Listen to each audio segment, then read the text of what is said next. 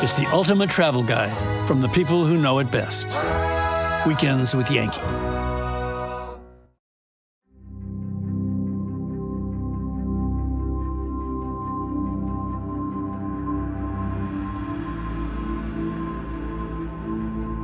WaterFire is one of the most spectacular things I've ever seen. The brainchild of multimedia artist Barnaby Evans, WaterFire is a sculpture installation now approaching its 25th year that quite literally lights up the three rivers that run through downtown Providence, Rhode Island. I met up with Barnaby and caught his magnificent show from the water, a perspective that few visitors get to experience. My name is Barnaby Evans, and I'm the artist who created WaterFire here in Providence. When I came to Providence, I was fascinated by the history and the architecture and the story of Roger Williams and this foundational notion of free speech and separation of church and state, all of which started in Providence and then became the American creed. But the power of the city as a place had ebbed away. In about 1992, they decided to uncover this river. And in 94, in order to attract people to the park, which was beautiful but empty, I had the idea of creating WaterFire, where we thought we could use art and celebration and just community ritual to engage the city in a very exciting way. You had to convince somebody, maybe who doesn't have an art background, that this vision would work. Yeah. I mean, did people say, you got to be crazy? This yes. is never going to work? We were able to convince the city to let us try it, and they saw right away that it had a power to speak to people and a way to connect to people. From an arts point of view, it was that immersive idea of touching all your senses. You hear it, you see it, you smell it, you taste it, you feel the warmth on your skin. So with the U.S.-China Institute and the Confucius Institute, we have a full program of traditional Chinese dance, music, performance, all of which will be on the stage, as part of sharing sort of the wonder of music and festival to a community that may not know that.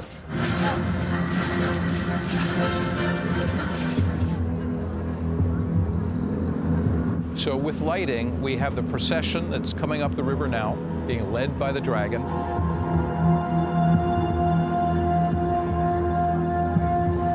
This has such drama.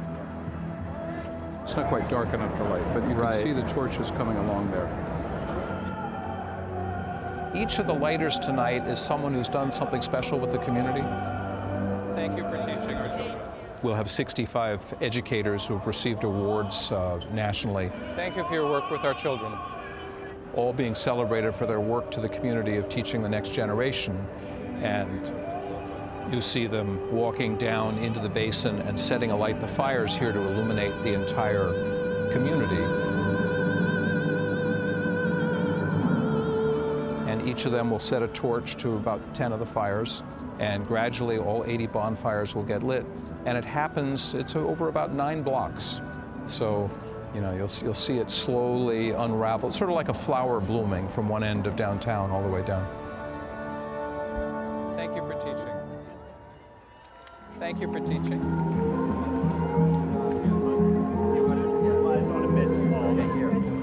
So this is a dream orb, and we ask you to place a dream, imagine a dream of the world, and when you feel it's in here, we want you to gently toss it over the side, okay? And then you share your dream with the world. I'm going to share it now. I just wish for a better world, that people are better people, and that the spirit of this spreads around the world. Let's make it so. You enjoy this by interacting, and those are interactions between people and place, negotiating who's going to go first through a narrow passageway or up a staircase. And then we fill the park with all sorts of surprising interventions. We take the memorials that are in the park that maybe become passé because you've walked by them for months after months, and try to find ways where people can honor the original intention of making that memorial.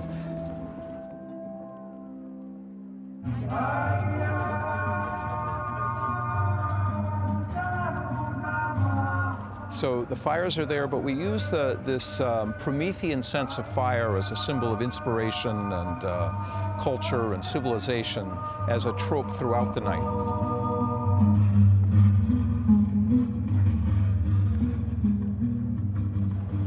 fire and water are both symbols of life, and yet they're mutually self-destructive. Water will put fire out, fire will boil water away to nothing, and these extremes between light and dark and hot and cool and life and death, that's what life's all about.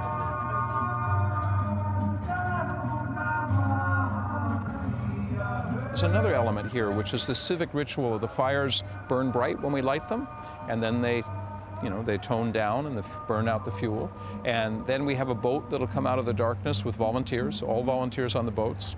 And each person adds their log to the fire to make the city bright again. And that symbolic statement that by everyone working together to rebuild the city, you can turn a city around, and Providence has completely turned around.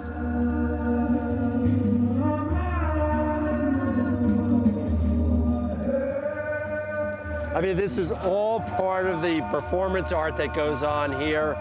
And art transforms. You don't have to speak a certain language to appreciate art. And this is amazing. This is not a theme park. This is a real living, breathing city. And that happens to be Providence, Rhode Island.